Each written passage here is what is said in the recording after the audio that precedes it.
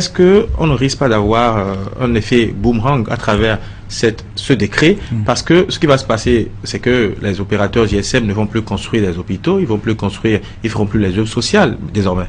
Non, c'est pas ça. Ils vont le faire. Ils vont le faire parce que puisqu'ils donnent, ils vont donner,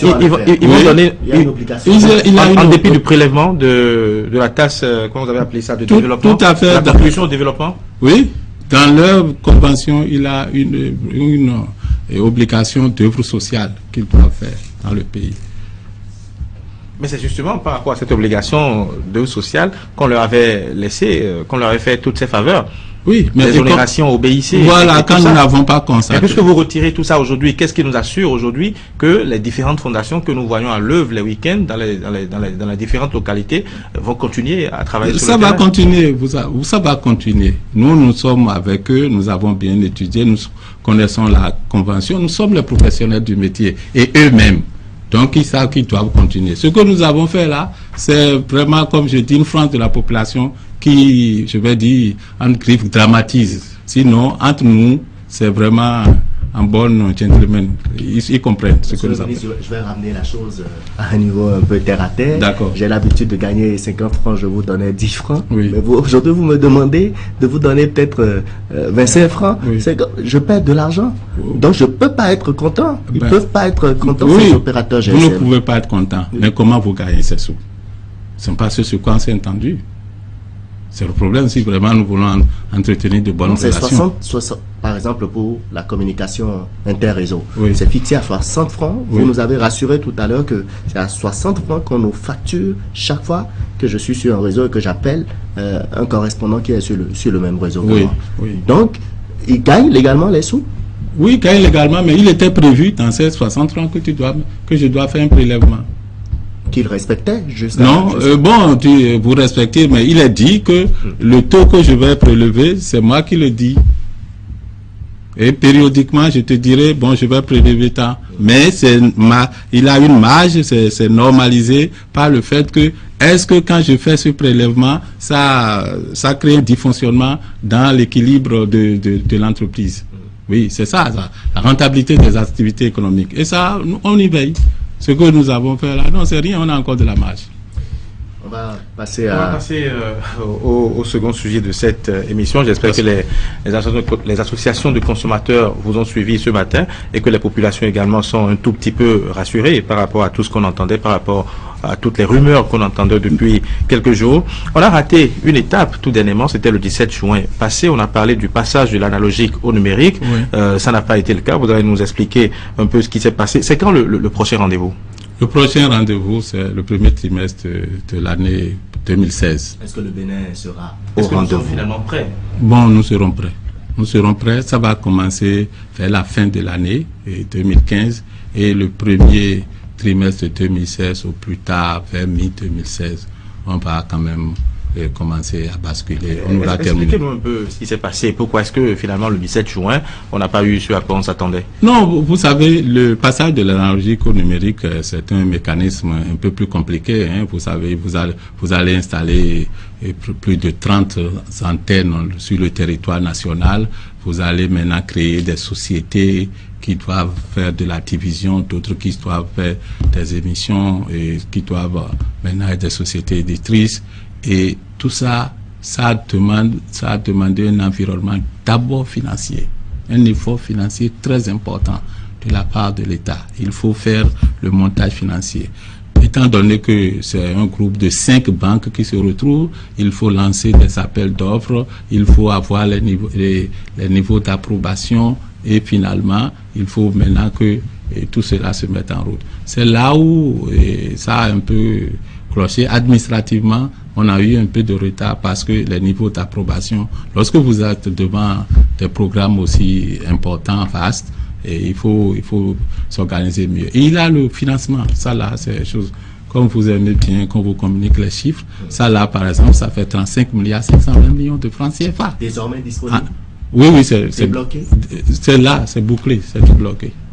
Oui, ça là. Mais on a l'impression que les choses vont au ralenti, rien ne bouge absolument. On devrait le faire depuis le 17 juin on a raté le coach, et depuis, on ne voit absolument rien venir. Ok, bon, comme je vous le dis, le 17 juin qu'on avait fixé, c'est vrai, c'est sans vraiment estimer la capacité des petits pays comme les nôtres. Quand on dit 17 juin, il n'y en a que 3 ou 4 qui ont respecté en Afrique. Hein. Au sud du Sahara, personne n'a pu respecter, hein. Ce sont 54 États. Donc, c'est dire que c'est un mécanisme lourd et très important, comme je vous l'ai dit. Nous avons là maintenant 4 projets d'envergure. Premièrement, il faut déployer sur l'ensemble du territoire des équipements numériques. Deuxièmement, il faut les bâtiments dans lesquels cela reste. Aujourd'hui, nous avons des équipements analogiques. Ils ne sont pas aussi contraignants exigeants que les équipements numériques.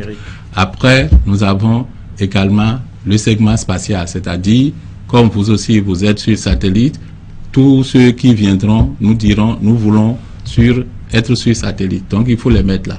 Mais tout ça, il faut accompagner aussi d'un suivi, un conseil qui met nos bailleurs de fonds et les autorités, tout le monde à l'aise. Il a l'accompagnement. Bon, donc, désormais, chaque société éditrice aura son décodeur. Donc, nous avons un décodeur pour le pays. Et les gens il faut remplacer à peu près pour donner des décodeurs à tout le monde, remplacer les antennes télé. C'est une machine un peu lourde, et aujourd'hui, nous pensons que nous avons mis toutes les dispositions pour que ça puisse se faire dans les délais dont nous avons parlé. Expliquez-nous un peu la notion de société éditrice, de société de diffusion. Bon, aujourd'hui, pour raccourcir les choses, ici maintenant, vous êtes une société éditrice. Là, ce qui va se passer, vous faites vos émissions ici, vous allez envoyer ça à la société de diffusion. Et c'est cette société qui va propager sur le territoire national. Donc, quand quelqu'un veut vraiment voir votre télé, il se met sur votre canal, il capte ça. Donc, l'État va créer, l'ORTB d'aujourd'hui sera transformé. Et ça, il aura une société de diffusion. Bon, donc tout le monde sera là. C'est cette société de diffusion qui sera une société ouverte au privé. Parce que si l'État restait seul dedans, on va dire que on est censuré. Maintenant, cette société est une société ouverte au privé. Les privés seront minoritaires ou majoritaires? Majoritaire. Par contre, la société éditrice, ça appartient à son propriétaire. Si je veux dire l'État transformait l'ORTB, c'est pour avoir sa société d'État. Et là, ça serait à 100% capitaux État. Avec tous les blocages qu'on a constatés jusque-là, avec toutes les difficultés aussi que vous avez rencontrées, est-ce qu'on doit avoir des craintes? Est-ce que cette transition, finalement, va se passer en douceur, puisque vous dites que certaines télévisions seront éditrices, oui. Et il y aura une société de diffusion. Oui, il y aura une société de diffusion. Oui. Est-ce que cette transition va se passer en douceur? Oui, ça va se passer en douceur, puisque tout le monde contribue à ça. Et le secteur privé ne sera pas du tout mis de côté. J'ai d'ailleurs pris le contact avec la Chambre de commerce à ce sujet, et tout le monde sera invité. D'ailleurs, vous avez le patronat, le président du patronat des médias qui est bien au niveau de la Chambre de commerce, et nous allons inviter pour voir la contribution, la participation de à tous les niveaux. Nous devons avoir la contribution nationale. Donc les télévisions qui existaient, il y a une douzaine actuellement. Je pense qu'on doit mettre tout ça là sur le multiplex, et nous essayons, chacun aura sa chose là. On attendait tous, bien évidemment, quelque chose d'exceptionnel le 17 juin, mais finalement, on n'a rien eu. Et pourtant, il y a une commission qui s'occupait justement de cette transition-là, et qui a eu beaucoup d'ateliers qui ont été organisés, beaucoup de rencontres qui ont été organisées également.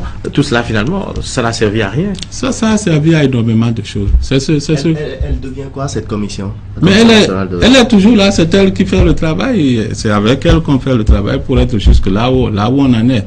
Mais je vous ai dit, c'est un travail vraiment colossal. Et peut-être qu'on avait un peu sous-estimé. Vous savez, je vais vous dire, on a par exemple, dès que je suis arrivé au ministère, les gens m'ont dit, bon, on doit signer le segment spatial, mais nous n'avons que des problèmes juridiques, que ce qui dit ça, c'est contraignant. Bon, j'ai dit, puisque l'ORTB est sur satellite et toujours avec cela, allez voir le DG de l'ORTB et puis voyez les dispositions et techniques juridiques qu'il avait prévues dans son contrat. Si vous avez des difficultés, on va se référer au conseiller technique juridique du chef de l'État. Mais en tournant, ce problème nous a pris 2 mois. Donc voilà. Ou bien vous avez le plus gros, c'était quoi? C'est-à-dire, vous avez lancé un appel d'offres. Il a les niveaux d'approbation. Comme on est pressé de faire les choses pour que ça aille vite, vous lancez et vous envoyez au bailleur de fonds du projet et à la DNCMP et choses là pour vous approuver le rapport d'évaluation. La DNCMP dit non, je ne suis pas d'accord. Le bailleur de fonds dit oui, je suis d'accord. Vous tombez, donc vous commencez par ajuster, c'est pas facile. Donc quand il a beaucoup de bailleurs de fonds qui font quelque chose, il faut rester très très vigilant pour y aller. Et je pense que ça, administrativement, ça nous a coincé. Depuis qu'on a eu le financement, c'est le réel problème qu'on a, c'était le problème d'ordre administratif. Mais ça, maintenant, tout est réglé. Oui. Le nouveau rendez-vous est prévu pour le 31 décembre, si ma mémoire est bonne, 31 décembre 2015. Oui, pour démarrer les mises en service. Bon, d'accord. Pour démarrer les mises en service, oui. Il faut tout au moins quand même la mise en place de certaines infrastructures, la construction, les constructions du moins pour la société éditrice, la société de diffusion par exemple. Où en êtes-vous?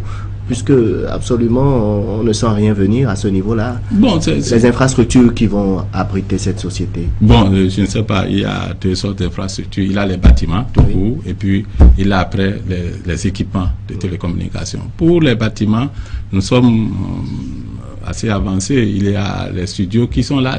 Il a de l'espace, tout est numérique maintenant.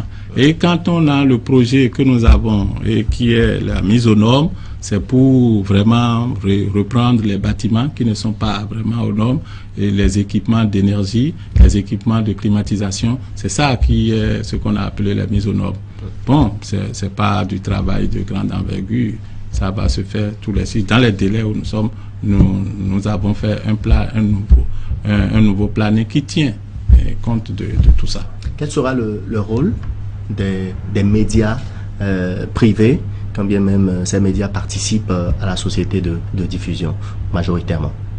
Bon, le rôle, c'est participer à l'action. Par exemple, il a les campagnes de vulgarisation que nous devons faire sur l'ensemble du territoire national. Ces médias seront associés. Nous avons également, les formations, il faut faire des mises à niveau. Et ça, on a déjà commencé. Donc les médias privés ont un très grand rôle à jouer, ce qui est déjà en cours. Ouais, maintenant, avec les opérateurs de médias, c'est en ce moment quand nous allons commencer par parler de l'ouverture du capital et la prise en compte des chaînes sur les multiplexes. Là aussi, on a beaucoup à dire ensemble. Est-ce que les privés s'engagent comme il faut pour que l'opération soit une réussite pour le 31 décembre. Ils s'engagent comme cela, on en discute, mais l'engouement n'y est pas encore parce que je pense que nous ne sommes pas trop habitués à quand l'État prend quelque chose, on prend que c'est lui seul et quand il aura fini, il aura besoin de nous, il nous appellera. C'est personnellement comment je résume encore la position du privé, mais c'est sûr que quand cela viendra à terme, les gens attendent beaucoup plus que l'installation des équipements commence. Et là, ils vont croire. Et là, c'est pour très très bientôt. Alors, évoluons, si vous voulez bien, dans ce débat. Oui. Monsieur Étienne Kossi, vous étiez en train de parler tantôt des chantiers que vous êtes venu voir dans ce département ministériel, mais vous avez entamé également quelques chantiers. Quelles sont les grandes réformes que vous avez lancées depuis votre retour au ministère de la Communication? Oui, à mon retour au ministère de la Communication, j'ai 3 axes. Premièrement, il y a le projet du passage de l'analogique au numérique, dont nous venons de parler. Deuxièmement, il y a la réforme de Bénin Télécom. Par ceux qui vous souviennent, Benin Telecom, c'est une société qu'on devait réformer depuis des lustres, mais toujours on n'y arrivait pas. Donc aujourd'hui, nous sommes dans un processus et nous pensons qu'il faut le faire rapidement. Le troisième volet que j'ai attaqué, c'est le partenariat public-privé. Et ceci, c'est beaucoup plus pour le développement des infrastructures. Comment faire en sorte que nous puissions mieux collaborer pour que l'infrastructure de télécommunications puisse être déployée sur l'ensemble du territoire national. Parce que c'est à cette seule condition que nous verrons l'économie numérique arriver dans notre pays, être une réalité et vraiment profiter des bienfaits. Parce que il y a quelque chose qui nous attend. Lorsque nous aurons fini le passage de l'analogique au numérique, nous allons voir la convergence des télécommunications et la convergence des médias. Et là, sur le même support, vous pourrez avoir votre Internet, le téléphone, les images, écouter tout. Donc c'est une autre ère qu'il faut préparer. Sur la réforme de Benin Telecom, oui. Quel est votre plan pour Benin Telecom? Mon plan pour Benin Telecom, c'est que il faut privatiser, il faut ouvrir le capital de Benin Telecom au privé. L'ouverture, nous avons créé 3 sociétés. Il y a le Libercom, qui est une société. Il y a Benin Telecom Service, qui est la deuxième société. Il y a Benin Telecom Infrastructure. Libercom et Benin Telecom Service, nous allons faire un package avec ça. Donc on les met ensemble et on ouvre ça au privé. Nous attendons là que le privé soit majoritaire. Il y a Benin Telecom Infrastructure qui va gérer vraiment les infrastructures, les gros, que ce soit le câble sous-marin, que ce soit les fibres optiques, les grandes liaisons de transmission. C'est Benin Telecom Infrastructure qui va les gérer. Là, il a une question de souveraineté là. Nous allons nous associer au privé, mais avec quand même que l'État est majoritaire. Ouais. Vous parlez là du plan, mais de façon pratique, où en êtes-vous? De façon pratique, aujourd'hui, les 3 sociétés sont créées. Nous avons essayé de lancer... Bon, on a déjà demandé à ceux qui sont intéressés pour prendre des parts dans les sociétés et ils ont dit plus ou moins, ils sont venus lire les tests et ils vont retirer les dossiers et nous faire une soumission. Le retrait des dossiers est fixé au 6 novembre et nous attendons un mois après que les gens puissent nous faire des propositions. Si le processus a traîné jusqu'aujourd'hui, il faut le dire, hein, ça ne date pas de votre époque, ça a traîné jusqu'aujourd'hui, c'est parce que les travailleurs justement de Benin Telecom étaient tout le temps contre cette privatisation. Est-ce que finalement les travailleurs, vous les avez associés? Qu'est-ce qui s'est passé et quels seront les avantages justement pour ces travailleurs après la création de toutes ces nouvelles sociétés? Oui, on a longuement discuté avec les travailleurs, ils y ont participé à l'ensemble du processus. Il y a 5 syndicats à Benin Telecom aujourd'hui. Avec 4, il n'y a vraiment pas trop de problèmes, mais il y a un 5e qui pose des problèmes, bon, peut-être des problèmes un peu de fond, des problèmes légaux. Ils disent, suivant la loi 90-023 du 6 août, je pense 92, et que on ne devait pas privatiser Benin Telecom, que les télécoms sont des choses du domaine de choses de la non-privatisation. Bon, le problème qui est là, est qu'il a la loi et l'esprit de la loi. Si normalement, parce que son repoussé est du domaine de la non-privatisation, on a cité aussi la communication. Mais aujourd'hui, nous avons quand même combien de sociétés privées, combien de presse privées. Donc, il faut que nous voyions ce que nous pouvons faire. Parce que ce que ceux-là disent, ils disent qu'il faut remettre de l'argent à la société pour qu'elle puisse se développer. Mais l'État l'a fait plusieurs fois et ça n'a pas donné les résultats. Il y a certainement peut-être une mauvaise gestion, une malgouvernance. Bon. Puisqu'il y a d'autres sociétés qui évoluent dans le même secteur, dans le pays, mais qui prospèrent. Oh bon, oui, bon, ça c'était privé. Est-ce que ce n'est pas aussi une mauvaise foi de la part du gouvernement? Pas du tout. Le gouvernement, non, le gouvernement met toujours les moyens à disposition. Et c'est la preuve, parce que si nous voyons depuis que les opérateurs GSM sont arrivés sur le territoire national, et Benin Telecom avait un chiffre d'affaires de 75 milliards, mais aujourd'hui c'est à 21-23. Oui, mais en ce moment, les autres ont progressé. Ils sont à 146, 150 pour les uns, 75 pour les autres. Et selon vous, qu'est-ce qui explique les comptes performance de Benin Telecom? Bon, les comptes performance du Benin Telecom sont liés au fait que nous n'avons pas fait une restructuration judicieuse. Parce que la restructuration du secteur était très claire. Il avait la réglementation. La réglementation, c'est la politique, c'est les règlements, c'est l'État qui garde ça. La régulation, bon, vous donnez une autorité de régulation. Et comme je vous l'ai dit, il faut créer les privés. Mais nous n'avons pas les opérateurs historiques. L'État s'est servi d'eux pour pouvoir créer les choses là, pour pouvoir créer les structures pour la nouvelle restructuration. Ça veut dire que c'est les gens qui ont été là et qui savent ce qu'ils sont fait. Vous les mettez d'abord au début. Et puis, vous mettez chaque fois au début et vous devez prendre la dynamique derrière. Nous avons eu un peu de faiblesse dans ce domaine. C'est ça qui a fait qu'on prend les choses, on refait. Vous voyez, l'autorité de régulation, ça a duré longtemps parce que c'était prévu pour 6 mois. Mais ça, on a tout fait, tous les efforts, ça a duré 7 ans. Ouais, ce n'est pas des choses qui favorisent vraiment l'émergence du secteur. Ouais. Libecom reste aujourd'hui une société moribonde.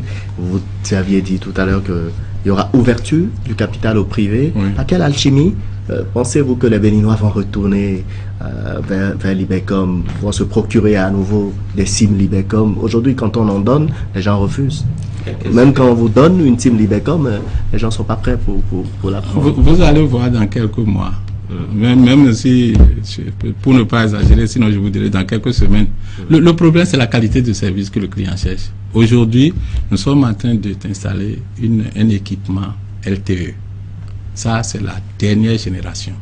Donc là, Libecom, qui est une société qui est libre de prendre cet équipement.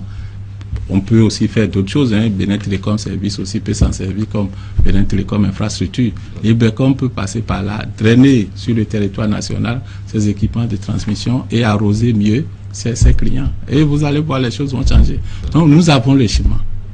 Nous avons le schéma. Et Libecom, si on l'associe avec Benin Telecom Service, ça fait quand même une société qui a une valeur ajoutée. Ouais. Parlons de l'économie numérique, oui. C'est aussi un chantier sur lequel vous êtes. Oui. De quoi s'agit-il réellement quand on parle d'économie numérique? En fait, aujourd'hui, les nouvelles technologies ont induit dans les pays une valeur ajoutée dans l'économie. Et vous n'avez pas un domaine qui échappe. Vous voyez l'enseignement. Vous pouvez faire l'enseignement à distance. Vous voyez, vous allez dans la santé. Il faut voir la santé, vous pouvez faire ça dans l'agriculture. Et il y a tous ces perfectionnements que nous avons aujourd'hui dans les nouvelles technologies. Il y a des choses avant, bon, on ne trouvait pas les nouvelles technologies dedans, mais aujourd'hui, vous prenez d'abord les voitures. Une voiture aujourd'hui, c'est tout un ordinateur. Avant, voilà, avant c'était un mécanicien, mais aujourd'hui, il faut beaucoup plus. Lorsque vous n'accédez pas à ce niveau de connaissance, vous ne transformez pas votre société à chose, l'économie en souffre et le développement tout court en souffre. C'est ça l'économie numérique dans laquelle il faut que nous puissions vraiment faire entrer. Ça veut dire que l'économie numérique est un grand levier pour le développement du pays. Et pourquoi est-ce qu'au Bénin, ça traîne tellement? Non. On ne ressent même pas cela. Bon, on ne le ressent pas. Il y a des choses. D'abord, je vous ai dit, lorsque nous avons restructuré ce secteur, il y a la réglementation. Vous devez faire les lois. Vous devez avoir des tests. Ensuite, vous devez avoir les infrastructures. Bien sûr. Oui, si vous n'avez pas les infrastructures, vous ne pourrez pas vraiment faire circuler l'information. Donc c'est ça le vrai problème. Donc ces étapes-là, c'est des étapes qui sont planifiées, organisées de façon à pouvoir atteindre cet objectif. Nous, au gouvernement, nous venons d'avoir, puisque tout cela, il faut être relié à l'étranger pour avoir accès aux grosses capacités. Justement. Ouais. Oui, allez-y. Pour avoir accès aux grosses capacités. Donc, en amenant le câble à la chose de sous-marin à nos côtes et surtout en le doublant pour des raisons de sécurité, nous avons réglé le problème de l'arrivée aux frontières. Maintenant, il faut faire un maillage pour avoir la fibre optique sur l'ensemble du territoire national, doubler des équipements de faisceaux hertziens dont nous avons actuellement. Donc, Donc vous êtes en train de dire que les équipements actuels de Benin Telecom, c'est bien ça, puisque la fibre optique vient à Benin Telecom. Oui, à Benin Telecom. Non, c'est plus Benin Telecom. À la frontière. Oui, à la côte. À la côte. Oui. Donc ça veut dire que les équipements dont nous disposons aujourd'hui sont complètement vétustes et que ça ne permet pas de faire évoluer le flux à travers le pays, c'est-à-dire que nous n'avons pas un switch, je crois, c'est bien l'expression. Bon, ce problème est réglé. Ce n'est pas seulement un problème de vétusté, c'est un problème d'insuffisance en capacité. C'est ça. Mais comment peut-on accéder à l'émergence de l'économie numérique sans Internet, sans une qualité fluide? C'est pourquoi le gouvernement est en train de mettre en œuvre un programme très cohérent. Parce que quand on amène aujourd'hui, le gouvernement a déjà mobilisé 40 milliards de francs CFA pour développer la fibre optique. Non seulement mettre à peu près 2000 km de fibre, mais introduire la fibre à domicile. Donc ça veut dire que vous pouvez avoir une liaison de fibre optique chez vous à domicile pour pouvoir faire Mais parlant de la fibre optique, le chef de l'État a lancé récemment la nouvelle fibre optique, mais les Béninois ne ressentent pas réellement les effets de cette fibre optique par rapport à l'Internet. Oui, je vous l'ai dit, bon, pas tous les Béninois, mais il y a d'autres qui l'auraient déjà senti. Bon, ceux qui ont des fibres jusqu'à domicile, par exemple, nous parlons des grandes banques, c'est déjà une réalité. Les grandes entreprises ont fait des raccordements à fibre optique chez eux. Et lorsque la fibre est là, nous avons des opérateurs privés qui sont aussi branchés. Ce n'est pas Benin Telecom seul qui est là. Vous avez des opérateurs privés comme MTN, comme Etisalat. Vous avez des choses là aussi, Omnium, OTI, tous ceux-là. Ils sont des privés qui ont des capacités sur la fibre optique. Donc le reste, c'est de pouvoir construire le réseau national pour atteindre les clients, pour atteindre les abonnés que nous sommes les uns et les autres.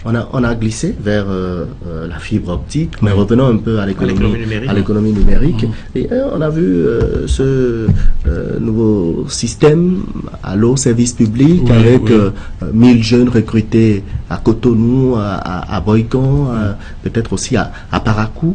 Quel est le rôle de ces jeunes dans l'économie numérique dont on parle?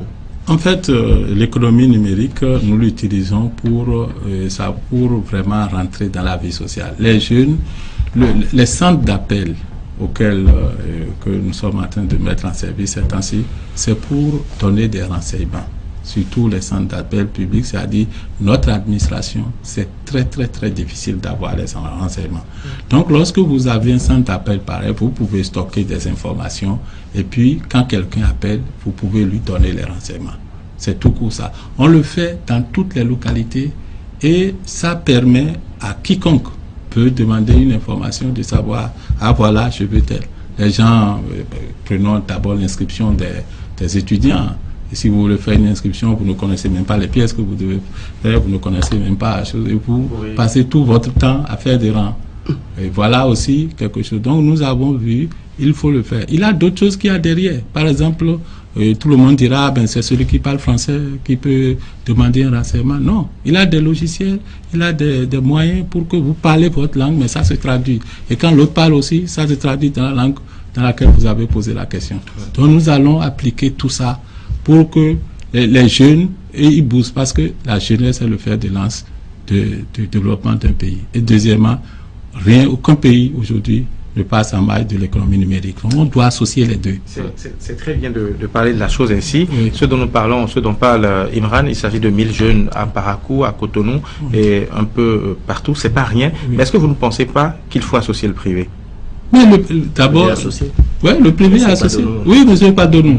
Il n'est pas le seul privé au Bénin. Non. Est-ce que vous connaissez, monsieur le ministre, ITT for Africa?